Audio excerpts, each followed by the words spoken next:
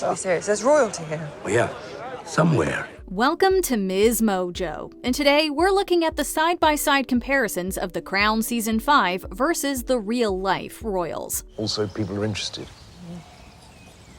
Maybe you're not as interested as you think.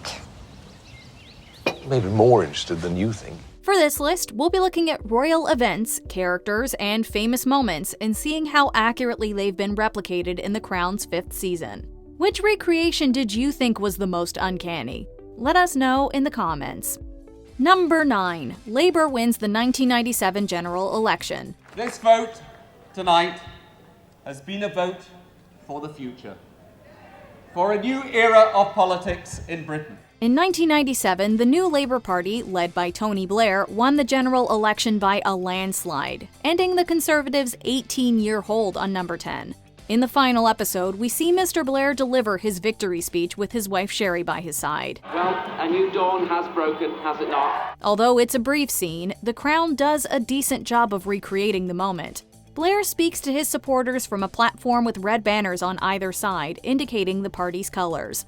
They also used snippets from the real PM speech, most notably his opening statement about a new dawn breaking and the promise to govern as New Labour.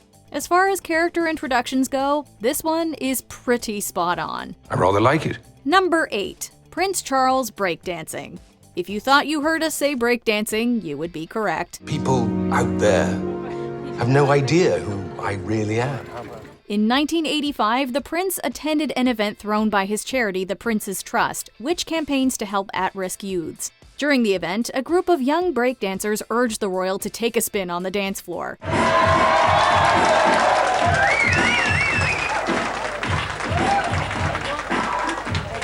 As you can see in the actual footage and reenactment, the prince is initially reluctant to bust a move.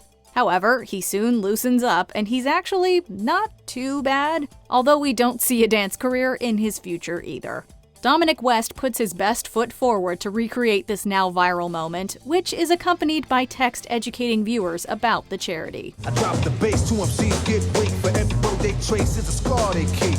It's when I speak, they freak to sweat the technique. Number 7. A fire tears through Windsor Castle. In 1992, a faulty light ignited a fire that ravaged much of Windsor Castle, contributing to the Queen's Annus Horribilis.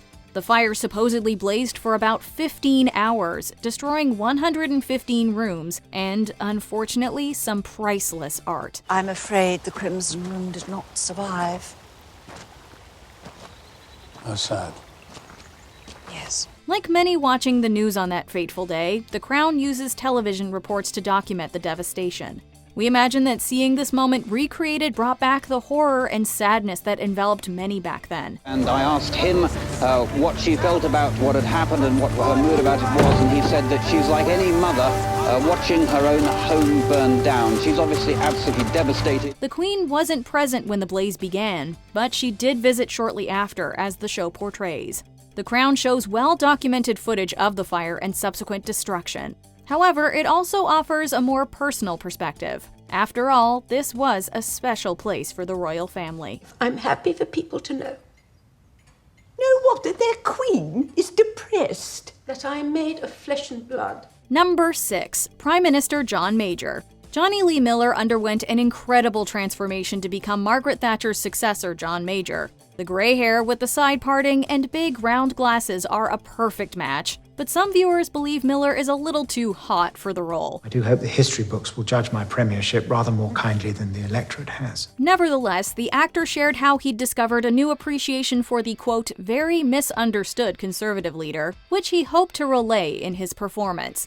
Still, if you put the two versions side by side, it's remarkable how well Miller embodies him. Talk about doing your homework and going for extra credit. Let's just hope Major appreciates the actor's efforts since he's already clarified his feelings about the series. Former Prime Minister Sir John Major has called scenes featuring him in the new series of The Crown a barrel load of nonsense. Number 5. Mohammed al-Fayed and Princess Diana. The paparazzi were relentless when it came to Diana and her new beau Dodi al-Fayed. We imagine that much of that could be covered in the final season.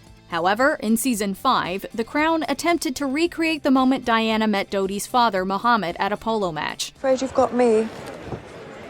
Your Royal Highness.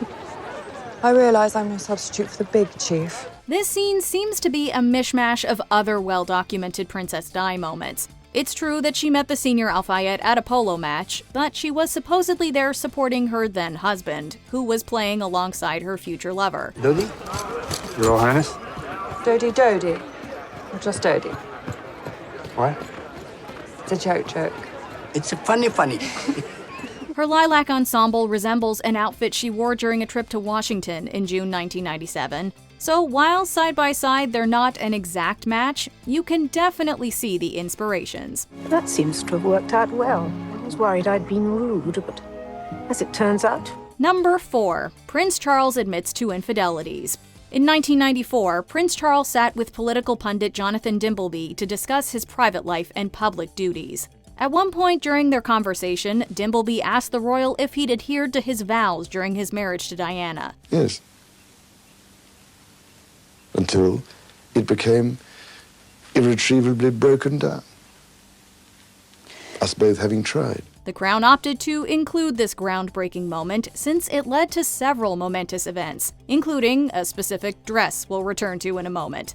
When you put the two scenes side by side, it's clear that the show set its own spin on the event, and West made some acting choices that weren't 100% reflective of reality. Until it became obvious that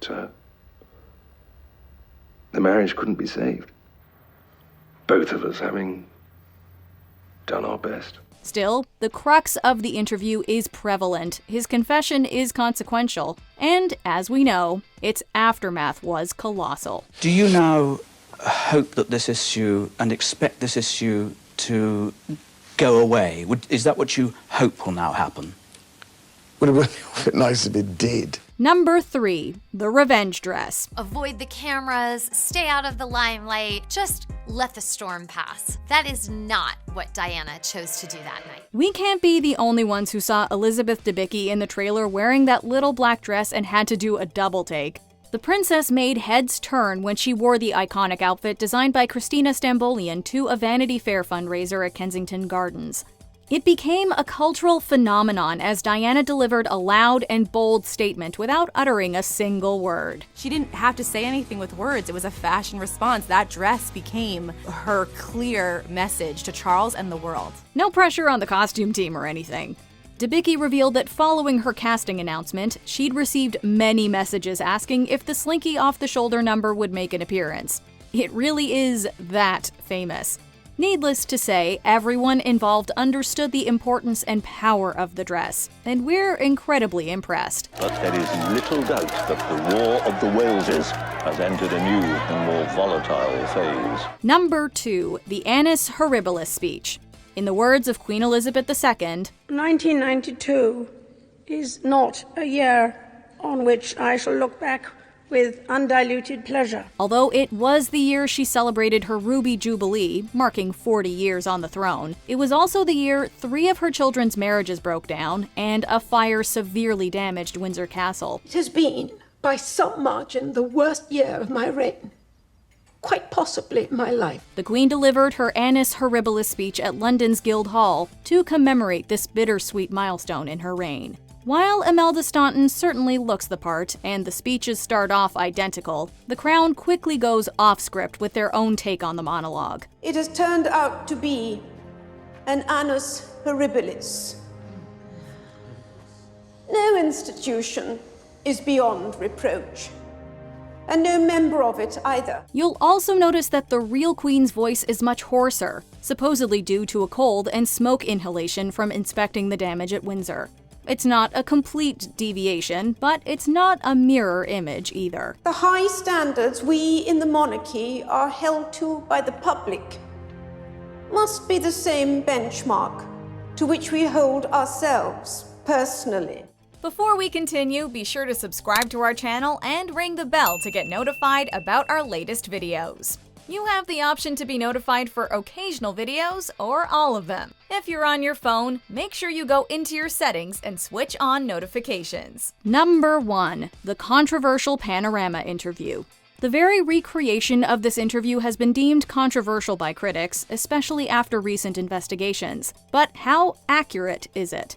Showrunners condensed Princess Diana's almost hour-long conversation with Martin Bashir into roughly 4 minutes, focusing on the most infamous revelations. Do you think Mrs. Parker Bowles was a factor in the breakdown of your marriage? Well, there were 3 of us in this marriage, so it was a bit crowded. Well, we can tell you that the set is more or less the same, and Diana's outfit is spot on.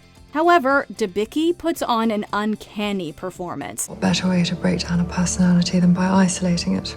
Her voice and intonation are perfect. She lowers her gaze and gives shy smiles at all the right moments.